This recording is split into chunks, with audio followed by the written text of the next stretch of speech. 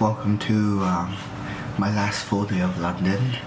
I'm flying back tomorrow, and I made myself some coffee, but this is just to kick and wake me up. I'm probably gonna go to another coffee shop and get more. Today's an exciting day because I'm going to Portobello Market. Whenever I'm traveling, I always want to go to like farmers market because that's basically where all the culture is. There's a lot of good stuff in Portobello Market. I might grab breakfast there, and then I'm going thrifting in Farah's shop, and then this is exciting, a full English afternoon tea party at Fortnum and Mason. I don't really want to do much because I had a really long day yesterday. All I did yesterday was like catch the Jubilee line to Westminster and then just walked around Soho. No joke, I did like 25,000 steps yesterday, so my legs are quite dead. I went to the Dover Street Market yesterday too. The thing I love about Dover Street Market, except from the fact that it's curated by Rei Kawakubo, is that it's not like a clothing store, it's more like a clothing museum. Like the moment you walk in, you just kind of feel this respect for fabric, if you get what I mean. Like, it is a celebration of fashion creativity rather than just trying to sell you something. And I think Rei Kawakubo just kind of nailed that really, really well, because like there's artwork and the clothing are displayed in a sort of like museum-like environment, and I feel like the clothing itself is just so respected. And coming from like a fashion hobbyist, I feel like that's so refreshing, because like when you walk into the fashion store, the first thing you see is, or like the first thing staff wants you to do is like, oh yeah, check out the latest season, or like if you go into like a high street store, like sale, sale, sale. It's like trying their best to like sell you clothing. But with this, you just kind of like take a step back and like appreciate, like really appreciate the craftsmanship that is, and the creativity behind all of these designers. Well, of course it's like so expensive, all very like meticulously curated. All the large brands like Balenciaga, Prada, you will never find a garment from that brand that has their logo on it. It's not loud, it's very low key. It's like it's name brand, it's designer, but like it's not in your face designer. You don't go there to buy a piece to flex. Like it just felt like a museum where you just kind of go in and get something, and it just portrays this if you know sort of aesthetic, which it's very like quiet. I wouldn't say quiet luxury, but it's like it's low key. I just hate like designer brands that just like kind of like push their logo everywhere. It's like you're just wearing their advertisement. But not with Dover Street Market. It's so greatly curated to the point where most of the time I had to like really look at like the tags to know what it's like, what brand it is. And I think that's such a good way of doing clothing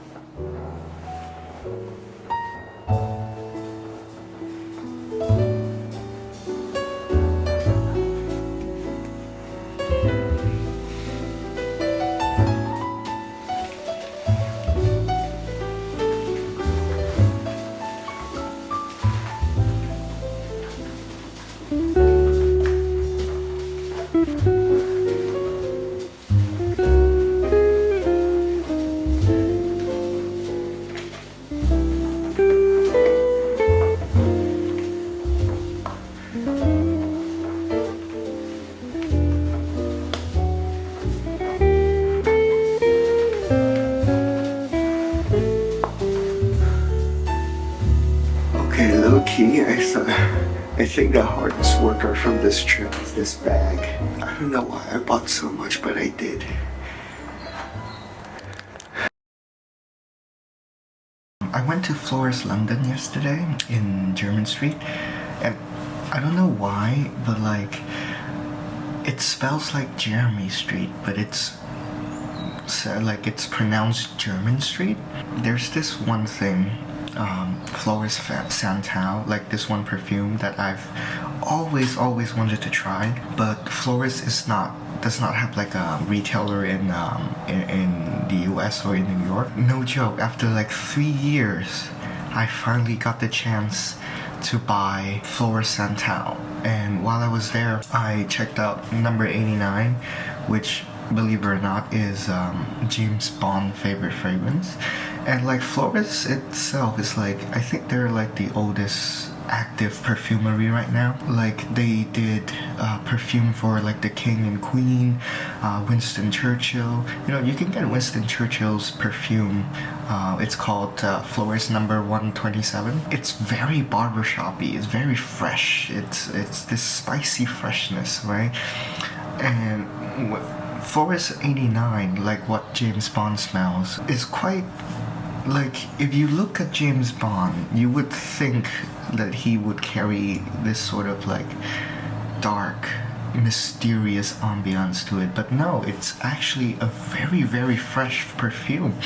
It's very grassy, and there's lime and petitgrain. It just caught me off guard because like I saw the notes and I was like, yeah, it's fresher than I would think James Bond would be. It was super interesting to see like all the culture surrounding perfumery. Like I said 3 years ago, whenever I'm in London, I gotta go visit Flores, and then I finally did. I finally got Flores. I finally got the Flores Santau. Feeling blessed.